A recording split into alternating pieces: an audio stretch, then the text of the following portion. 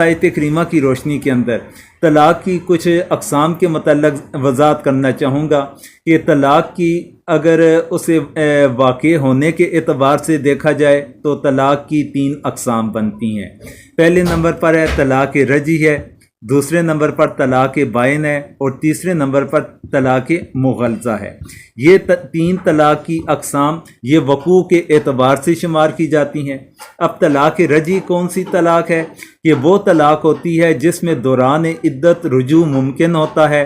طلاق رجعی کی صورت اور مثال یہ ہے کہ شوہر اپنی بیوی کو طلاق کے صریح الفاظ سے طلاق دے، مثلاً کہ ہے کہ تجھے طلاق ہے، یا اس کے ہم معنی الفاظ سے کوئی لفظ کہ ہے یعنی تجھے چھوڑ دیا، تو یہ طلاق رجعی ہوگا۔ اور طلاق رجعی کے اندر حکم یہ ہے کہ عدت کے دوران کے اندر خاوند کے پاس اختیار ہوتا ہے کہ وہ اپنی بیوی سے رجوع کر سکتا ہے۔ پھر اس کے بعد دوسری قسم بنتی ہے طلاق بائن کی۔ طلاق بائن وہ ہوتی ہے جس سے نکاح ٹوٹ جاتا ہے اور رجوع ممکن نہیں ہوتا، البتہ تجدید نکاح جائز ہوتا ہے۔ طلاق بائن کی صورت اور مثال یہ ہے کہ شوہر اپنی بیوی کو واضح الفاظ کے ساتھ طلاق نہ دے، مثلاً کہ ہے تو بائن ہے، یا الفاظ کنائے سے طلاق دے دے، یا ایسے الفاظ سے طلاق دے جس میں شدت کا معنی ہو، مثلاً کہ تجھے سخت طلاق ہو، لمبی چوڑی طلاق ہو۔ نیز بسا اوقات ایک لفظ طلاق رجعی کا ہوتا ہے مگر مخصوص اقوال کی وجہ سے وہ بھی بائن بن جاتا ہے۔ مثلاً غیر مدخولہ کو اگر طلاق رجعی بھی دی جائے تو وہ بائن ہوتی ہے۔ اس طریقے سے اگر ایک طلاق رجعی دی جائے اور پھر عدت کے دوران رجوع نہ کیا جائے تو وہ طلاق رجعی بائن بن جاتی ہے۔ یعنی عدت کے دوران کے اندر اگر ایک بندے نے اپنی بیوی کو طلاق ایک دی واضح الفاظ کے ساتھ، پھر عدت کے دوران کے اندر اس نے رجوع نہ کیا، عدت مکمل ہو گئی، اب وہ جو ایک طلاق رجعی تھی وہ طلاق بائن کے اندر کنورٹ ہو جائے گی، تبدیل ہو جائے گی۔ اس طرح اگر بائن کے بعد رجعی دی جائے تو وہ بھی بائن ہی ہوتی ہے۔ یہ تو تھا طلاق بائنہ کے حوالے سے۔ پھر تیسری قسم بنتی ہے طلاق مغلظہ۔ جب طلاقوں کا عدد 3 تک پہنچ جائے تو اسے طلاق مغلظہ کہا جاتا ہے۔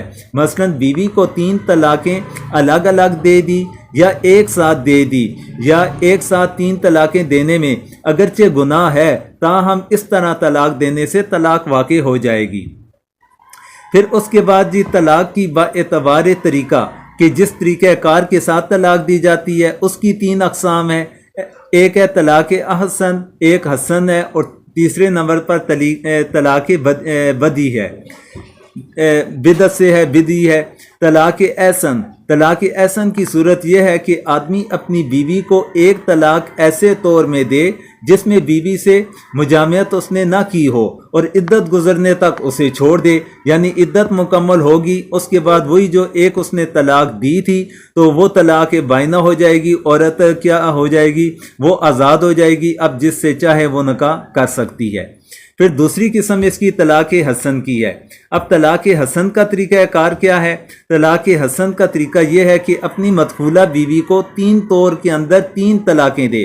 ایک طور کے اندر اس نے ایک طلاق دی، اس کے بعد ماواری آئی، پھر دوسرا طور آیا، اس طور کے اندر اس نے دوسری طلاق دے دی، پھر اس کے بعد ماواری آئی، پھر طور آیا، پھر تیسرے طور کے اندر اس نے طلاق دے دی، یہ طلاق حسن آ گئی۔ اسی طرح پھر طلاق بدی وہ ہے کہ اپنی مدخولہ بیوی کو 3 طلاق ایک ہی کلمہ میں دے یا ایک طور کے اندر اس نے 3 طلاقیں دے دی، تو یہ بدعت تصور کی جاتی ہے۔ تو اس کے ساتھ ساتھ الفاظ کے اعتبار سے دیکھا جائے تو طلاق کی 2 قسمیں بنتی ہیں، ایک طلاق صریح ہے اور دوسری کنایہ ہے۔ تو یہ تو صریح کے واضح الفاظ کے ساتھ طلاق دینا، جس طرح تجھے طلاق ہے اس طرح کے الفاظ کا استعمال کیا جائے، اور اگر انسان نے کوئی مخصوص الفاظ کا استعمال کیا لڑائی جھگڑے کے دوران اور اس کے اندر ارادہ طلاق کا تھا تو وہ طلاق وہ کنایہ تصور ہوگی۔ جس طریقے سے اگر خامند اپنی بیوی سے کہہ دے میرے گھر سے باہر نکل جا، تو اپنے گھر کے اندر چلی جا، تیرا ٹھکانہ میرے گھر کے اندر نہیں، تو اپنے رحم کو صاف کر لے، اس طرح کے اگر کوئی الفاظ کا استعمال کرتا ہے وہ کنایہ الفاظ کا استعمال تصور کیا جائے گا۔ یہ آ گئی تھی طلاق کی مختلف لحاظ سے ان کی